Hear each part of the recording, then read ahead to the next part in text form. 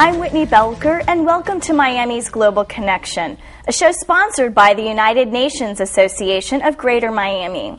Joining me today is Dilip Barot, President and CEO of Creative Choice Groups. Originally from India, Dilip Barot is a renowned example of the American dream. He arrived to the U.S. 20 years ago with very little and now currently employs 2,000 people and is the CEO of 5 U.S.-based companies. Today we will discuss entrepreneurship opportunities for foreigners and the impact of globalization on small businesses. Dilip, thank you so much for joining us today. My pleasure. Yeah, so you are considered an excellent example of the American dream. What is it that made you want to come to the United States, and how did you get started? Like many other entrepreneur or immigrant, it's a land of opportunity and adventure. You find yourself in America faster than anywhere else. Why do you think that is, that you can find yourself and get started in the U.S. in comparison to other countries? I think we should give credit to the forefathers who founded this country and the system they built. We are reaping the benefit of that system and hope we continue to keep that system stronger so the future generation can also benefit same way. And how would you define that system? I think honesty, hard work, integrity, creativity, all those virtues. All the if virtues you practice, that you benefit out of it. Wow. So tell us a little bit about your beginning. I believe that you started in 1984? And tell us a little bit about how you got started on your well, now your empire. Thanks for those kind words. Like any entrepreneur, one has to start with humble beginning. I started with 18-unit apartment motel in Riviera Beach, which is in Palm Beach County, in December '84, with $8,000 saved I had, along with the help of 2 friends who invested $52,000. So that was $60,000 total down payment and borrowed money. So you started your first business with $8,000. Yes, ma'am. Did you have any savings at the time? Yes, I had saved, working hard and saving every dollar I can or penny I can to start business someday, and those were the $8,000. Okay, so you put all of your money into your first business. Actually, I borrowed some to put into the business. Okay, so were you scared? No. You mean to tell me you weren't scared when you put all of your money into a business venture? Most of the entrepreneurs who believe in themselves, they are not scared investing what they have and even more. If you're not believing in your dream, you will never achieve it. So where do you think that confidence comes from? What is the drive that made you want to take these risks? I think that faith, all of us, we have ourselves, we have to find it. How do we find that faith or confidence? It's as individual as we are.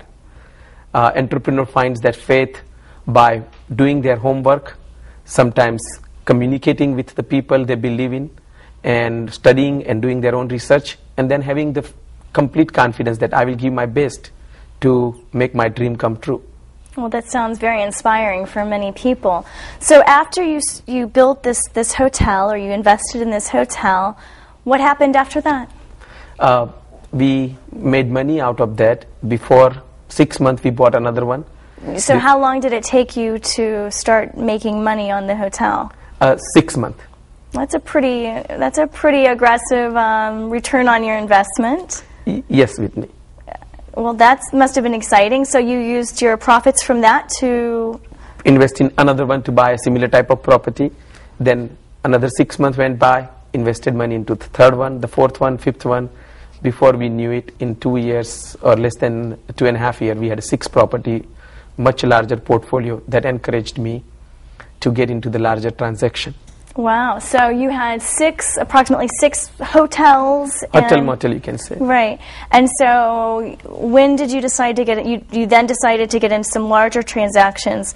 For example, what would you define as a larger transaction? More than $1 million. Okay, more than $1 million of investing or of the entire business venture? Investing. So you then were able to invest $1 million into a larger transaction? Yes, ma'am. So this was in real estate, or? Mainly, initially, it was all in real estate. up to, I'll say, late 90s. Okay. And so your beginnings were in real estate, which gave you probably the leverage Yes. and the collateral to keep building. Yes. And then did you branch out into other areas, or are you only in real estate? No, I branched out into other area. And the reason was I felt that because of the real estate knowledge I gained, I like to leverage that, so which will be complementary. And with that being the case, when government of India had put out this, they call it global tender, which is kind of RFP, to find a partner to build 10 million square feet global city, which is now known as InfoCity, my company responded along with the big competitor we had, Fortune 100 company, through PricewaterhouseCoopers, who was government's consultants. They selected us, and that put me into what I will call information technology business, along with affiliated businesses in that IT-enabled service business. Okay, so you then won like the RFP for the contract to build InfoCity in India? Yes, ma'am. And what city in India? It's in the city called Ahmedabad, Gandhinagar. And what is the city most well known for?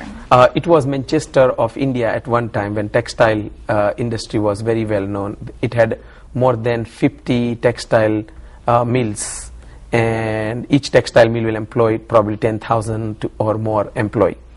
Wow. Okay. So now, what is InfoCity about? InfoCity is kind of a center for global economy.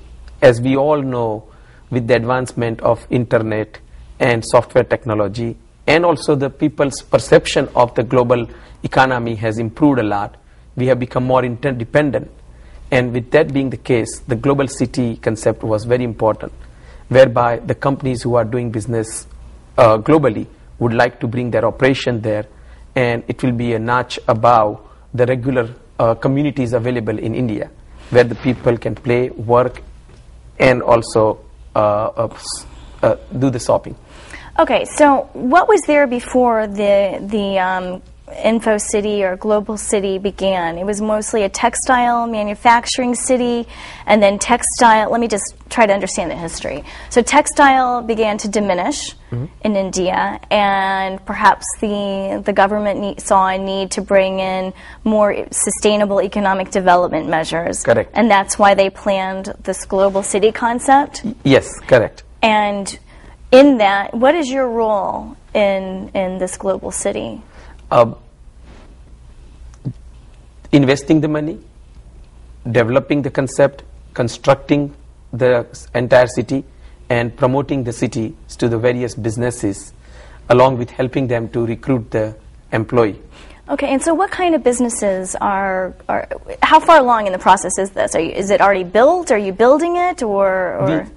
We have built close to 2 million square feet, and we have 8 million square feet to go, which will take another probably 8 to 10 years. As we all know that it's a customer-driven development, and we want to do according to the customer's need. So what kind of businesses is this InfoCity hoping to attract in India?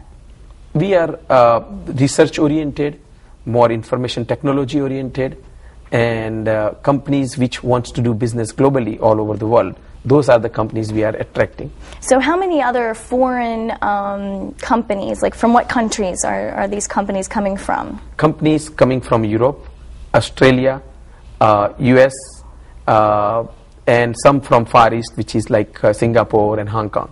So are there any Miami-based companies that are participating in the InfoCity, aside from your company? We had a few Miami-based companies indirectly are doing business there.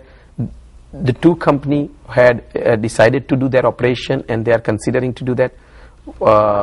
And because of the confidentiality agreement, I will be not in position to disclose their name. Okay, so what industries are they from? They are in technology. In technology? Yes, ma'am. Okay, and so are they currently based here